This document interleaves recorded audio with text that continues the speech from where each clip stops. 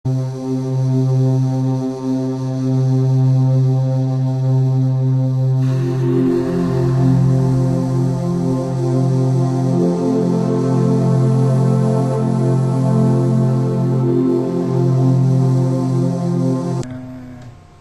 tadi yang paling jahat di rumah? Bang Rizky. Yang paling baik siapa? Nggak ada yang baik, Mama. Nggak terlalu baik. Kenapa? Oh iya, tadi katanya Bang Rizky yang jahat di rumah ya. Em,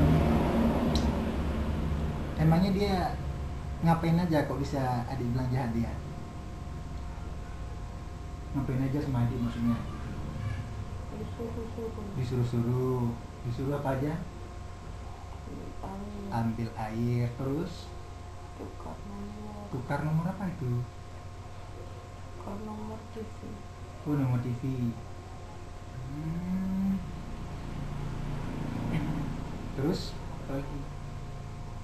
Itu aja. Itu aja.